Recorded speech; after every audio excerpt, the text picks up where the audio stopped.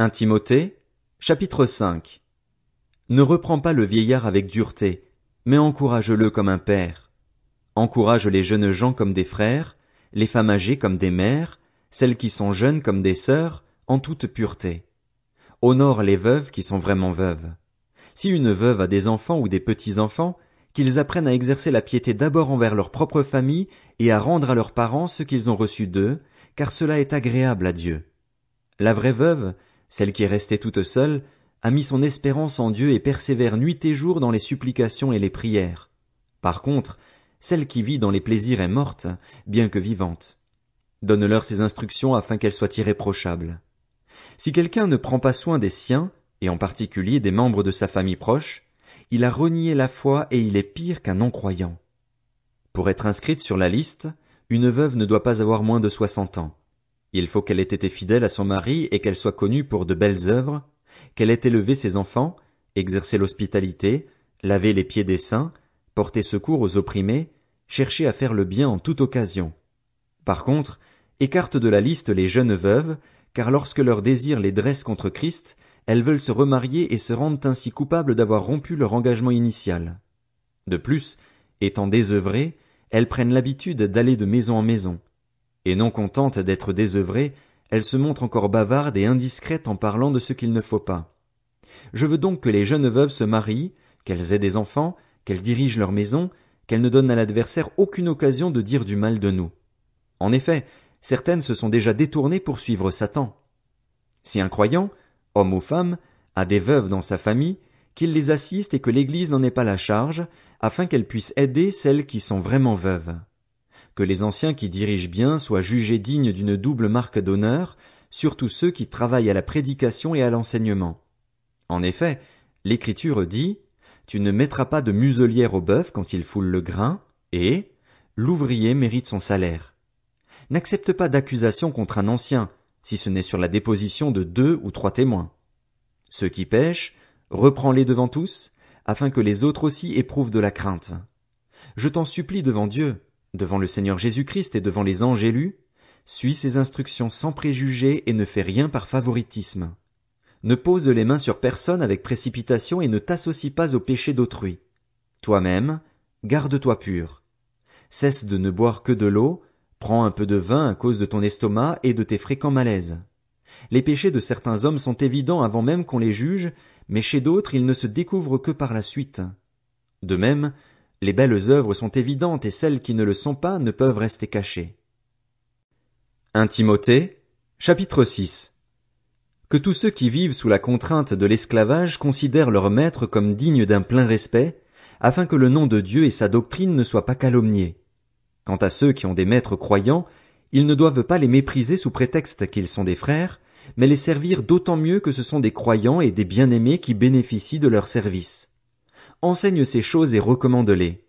Si quelqu'un enseigne une autre doctrine et ne s'attache pas aux saines paroles de notre Seigneur Jésus-Christ et à l'enseignement qui est conforme à la piété, il est aveuglé par l'orgueil, il ne sait rien, il a la maladie des controverses et des querelles de mots.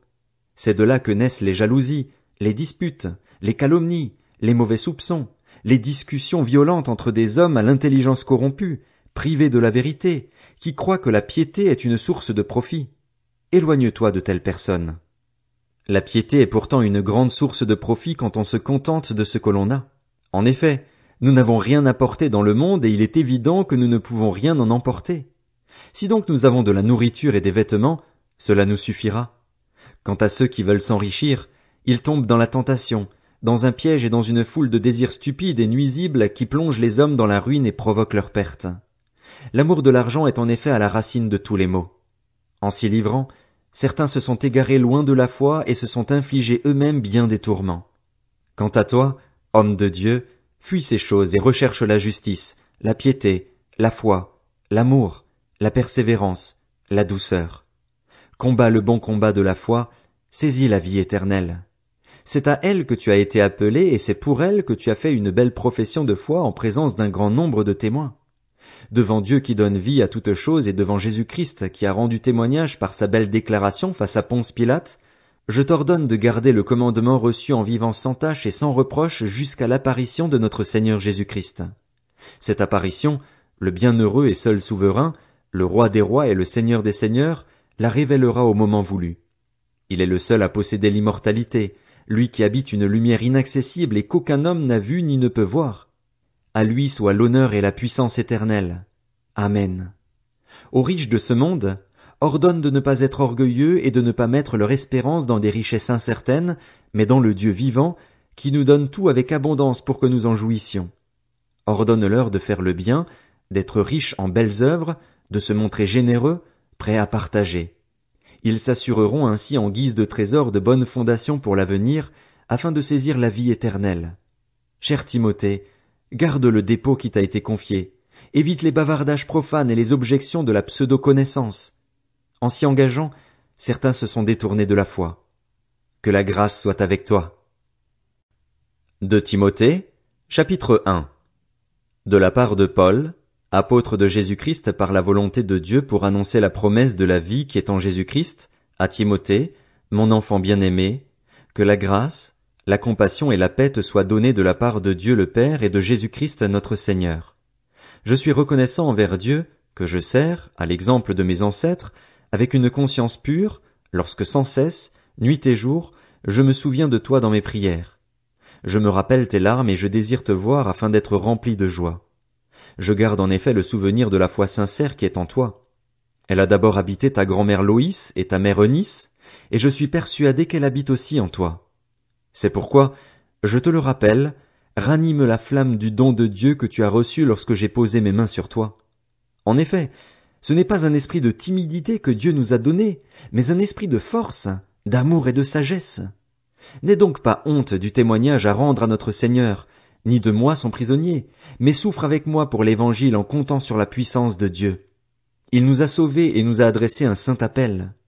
Et il ne l'a pas fait à cause de nos œuvres, mais à cause de son propre plan et de sa grâce, qui nous a été accordée en Jésus-Christ de toute éternité et qui a maintenant été révélée par la venue de notre Sauveur Jésus-Christ. C'est lui qui a réduit la mort à l'impuissance et a mis en lumière la vie et l'immortalité par l'Évangile, pour lequel j'ai été établi prédicateur et apôtre, chargé d'enseigner les non-juifs. Voilà pourquoi j'endure ces souffrances, mais je n'en ai pas honte, car je sais en qui j'ai cru et je suis persuadé qu'il a la puissance de garder le dépôt qu'il m'a confié jusqu'à ce jour-là. Prends pour modèle les saines paroles que tu as entendues de moi, dans la foi et l'amour qui sont en Jésus-Christ. Grâce au Saint-Esprit qui habite en nous, garde le beau dépôt qui t'a été confié. Tu sais que tous ceux qui sont en Asie m'ont abandonné, notamment Phygèle et Hermogène. Que le Seigneur accorde sa compassion à la famille d'Onésiphore, car il m'a souvent réconforté et n'a pas eu honte de ma situation de prisonnier. Au contraire, lorsqu'il est venu à Rome, il m'a cherché avec beaucoup d'empressement et m'a trouvé. Que le Seigneur lui donne d'obtenir grâce auprès du Seigneur ce jour-là. Tu sais mieux que personne combien de services il a rendu à Éphèse.